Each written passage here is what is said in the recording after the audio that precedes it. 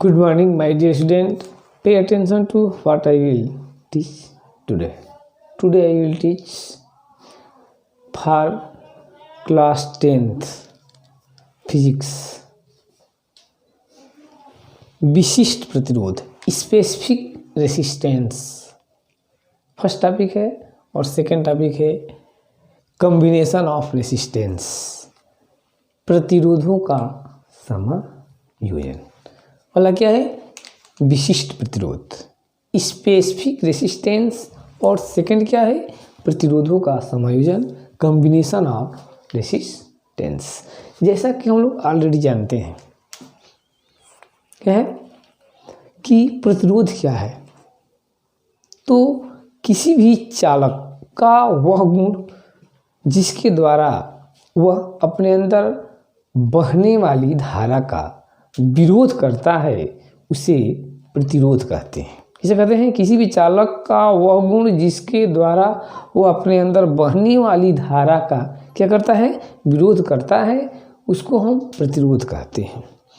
The property of a conductor by virtue of which conductor try to oppose the flow of current in it. The property of a conductor by virtue of which every conductor try to oppose the flow of current। और हम प्रतिरोध को, resistance को किससे indicate करते हैं? तो R से इंडिकेट करते हैं। और यह R रेसिस्टेंस टू फैक्टर पर डिपेंड करता है, दो बातों पर निर्भर करता है। किसी भी कंडक्टर का रेसिस्टेंस दो बातों पर निर्भर करता है। तो कौन कौन बातों पर? तो किसी भी चालक का प्रतिरोध चालक के लंबाई के समानुपाती, चालक का प्रतिरोध चालक के लंबाई के समानुपाती, R समानुपाती L। चालक का प्रतिरोध चालक के लंबाई के समानुपाती। The resistance of a conductor directly proportional to length of conductor means if the length of conductor increases the resistance of conductor also increases. Means यदि चालक की लंबाई बढ़ाते हैं तो उसके प्रतिरोध करने की क्षमता बढ़ती है। When the length of resistance increases, the opposing power of conductor is also increases. Second, our resistance of conductor they inversely proportional to cross section of area. Means the resistance of a conductor is inversely proportional to the cross section of area. Means किसी भी चालक का प्रतिरोध उसके अनुप्रस्थ काट के क्षेत्रफल के व्युत्क्रमानुपाती होता है। Means R व्युत्क्रमानुपाती 1/A। Equation number 2 ये हो जाएगा इक्वेशन नंबर 1। तो the resistance of a conductor depend upon two factor, length of the conductor means conductor का लेंथ इंक्रीज करने पर कंडक्टर का जो रेसिस्टेंस पावर है इंक्रीज होता है, और क्रॉस सेक्शन एरिया के inversely proportional. Means area increase करेंगे तो रेसिस्टेंस डिक्रीज होगा, और एरिया डिक्रीज करेंगे तो रेसिस्टेंस इंक्रीज होगा। दो इक्वेशन बना लेंगे और मिला देंगे दोनों इक्वेशन को। तो मिलाइए, कहने का मतलब ये है कि R डायरेक्टली प्रोपोर्शनल L/A, या लिख सकते हैं R इक्वल रो L/A, ऐसा कर सकते हैं। तो कहने का मतलब ये है कि दोनों इक्वेशन को मिला दिए, R directly proportional L, inversely proportional A, और R equal rho L by A, where rho is constant, that is known as specific resistance of resistors। ठीक है, क्या हो जाएगा? rho is constant, that is known as specific resistance of resistors। इसको हम specific resistance बोलते हैं। हम लिख सकते हैं, यहाँ पर ध्यान देना है कि if L equal 1 metre and A equal 1 metre square, then R equal rho 1/1 means R equal rho. किसी भी कंडक्टर का रेसिस्टेंस स्पेसिफिक रेसिस्टेंस के इक्वल कब होता है? जब किसी कंडक्टर का लेंथ 1 मीटर हो और उसके क्रॉस सेक्शन का एरिया 1 मीटर स्क्वायर हो। In that condition the resistance of resistor equal specific resistance. Okay,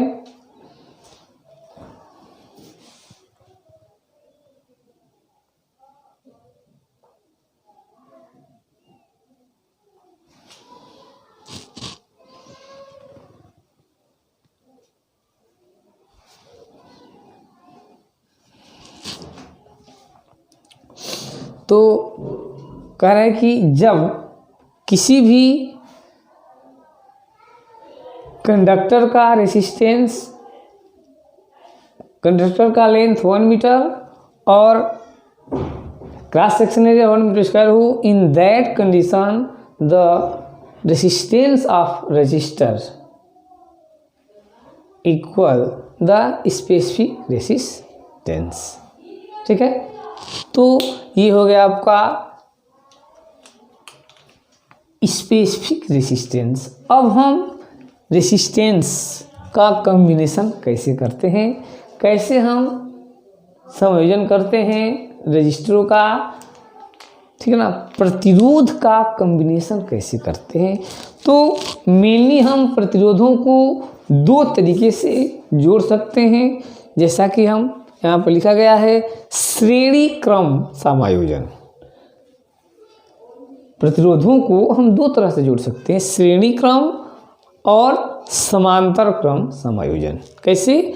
series wise combination and parallel combination, 2 तरह के कॉम्बिनेशन होता है। रेसिस्टेंस का कॉम्बिनेशन, प्रतिरोधों का संयोजन 2 तरह से, श्रेणी क्रम सीरीज कॉम्बिनेशन और समांतर क्रम पैरेलल कॉम्बिनेशन।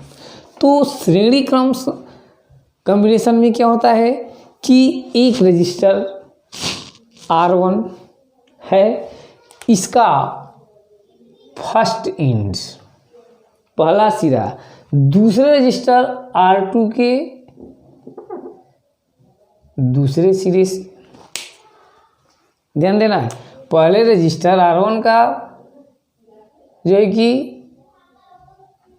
दूसरा सिरा, ये पहला सिरा हो गया R1 का, ये दूसरा सिरा, दूसरे रजिस्टर R2 के पहले सिरे से, फिर दूसरे का दूसरा सिरा तीसरे के पहले से जोड़ते हैं। इसी तरह से क्रम चलता रहता है, चौथे का पहला सिरा तीसरे के दूसरे सिरे से, और अंत में पहला का पहला सिरा और लास्ट वाले का दूसरा सिरा कुंजी से और इसका पहला सिरा बैटरी से जोड़ देते हैं। ध्यान दीजिए, कह रहा है कि the first end of resistor attach to battery plus point, the second end of resistor attach to first end of second resistor and the second end of second register attached to first end of third register,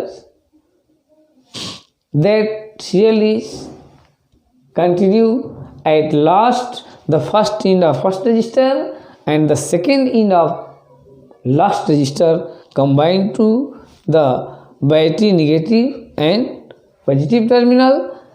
In this type of combination is known as series wise combination. When second end of first resistor attached to first end of second and second end of second resistor attached to first end of third, so on. ठीक. Last finally the first end of first resistor attached to battery positive terminal and the second end of last resistor attached to the battery minus point. Okay, तो this type of combination is known as series wise combination. श्रेणी क्रम मतलब कि पहले register का दूसरा सिरा दूसरे रजिस्टर के पहला का दूसरा सिरा दूसरे रजिस्टर के पहले सिरे से, उसी प्रकार दूसरे रजिस्टर का दूसरा सिरा तीसरे रजिस्टर के पहले सिरे से, फिर उसी तरह से तीसरा का दूसरा सिरा चौथे के पहले से जुड़ता है। इस क्रम को हम श्रेणी क्रम संयोजन कहते हैं। श्रेणी क्रम संयोजन में धारा सभी में एक समान बहती, आई का मान एक समान होता है, क्लियर। और इसमें बिंदु पहला बिंदु ए और बी के बीच में है, दूसरा बी और सी के बीच में है, तीसरा सी और डी के बीच में। तो चूंकि इसमें जो पॉइंट होते हैं वो अलग अलग होते हैं, तो इसमें जो विभवांतर होता है, पहले में धारा V1, दूसरे में V2, तीसरे में V3, इस तरह से हर रजिस्टर में बहने वाली धारा का मान अलग अलग होता है।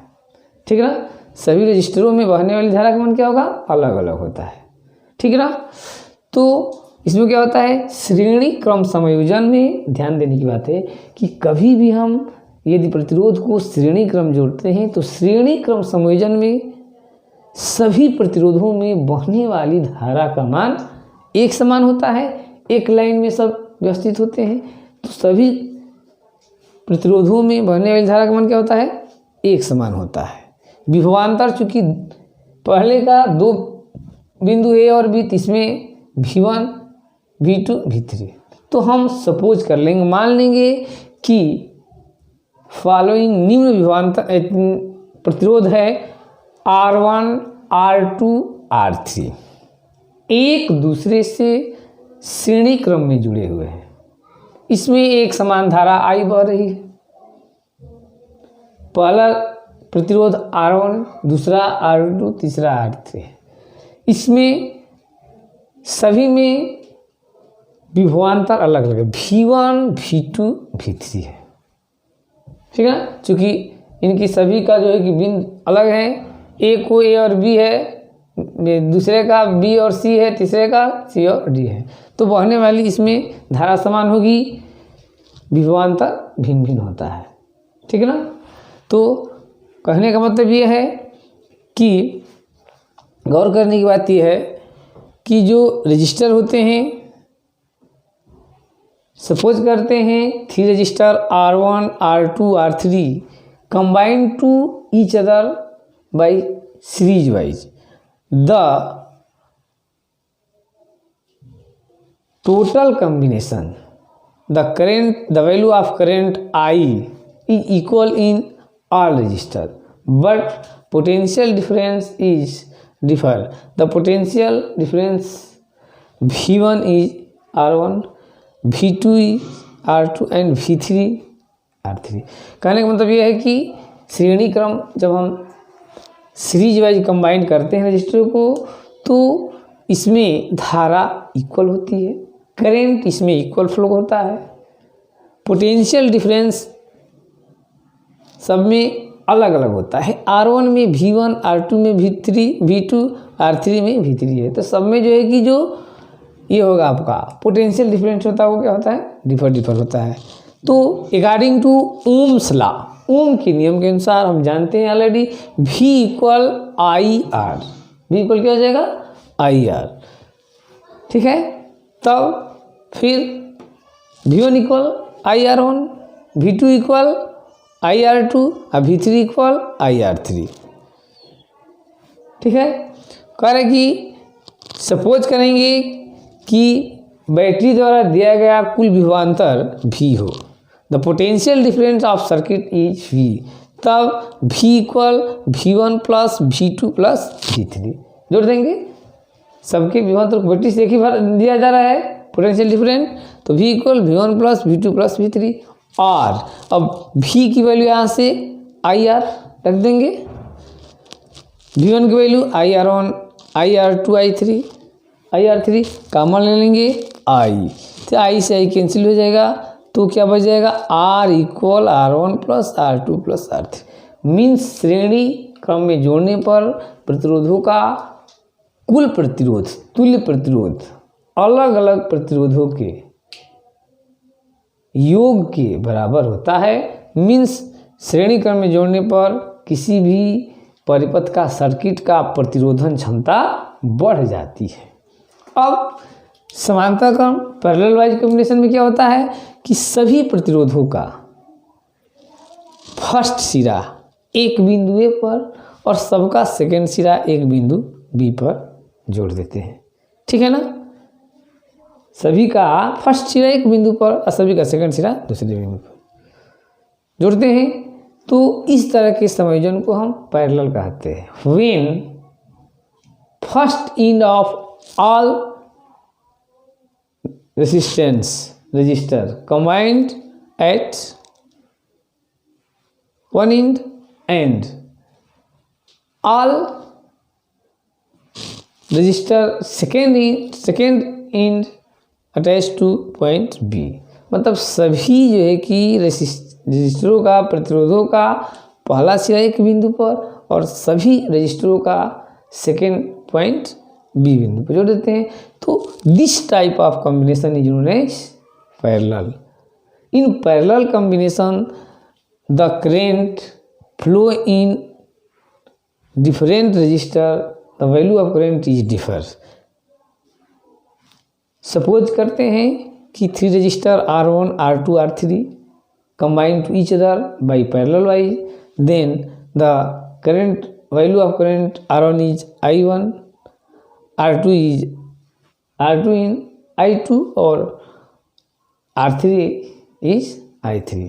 मीन्स R1 में करेंट I1, R2 में करेंट I2 और R3 में करेंट I3 है, फ्लो हो रही है, पैरेलल वाइज है।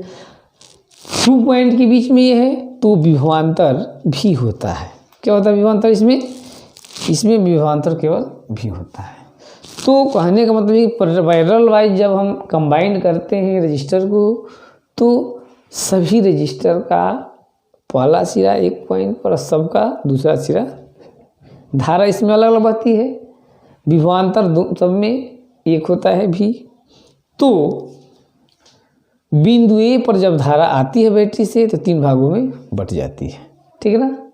When current reaching at point A by the battery divided into 3 part I1 I2 I3, but potential difference in all register is V, तो I equal I1 plus I2 plus I3 हो जाएगा। सभी current के value को हम क्या कर देंगे, धारा के मान को जोड़ देंगे। ओम के नियम से I1 equal V by R1, I2 equal V by R2, I3 equal V by I3।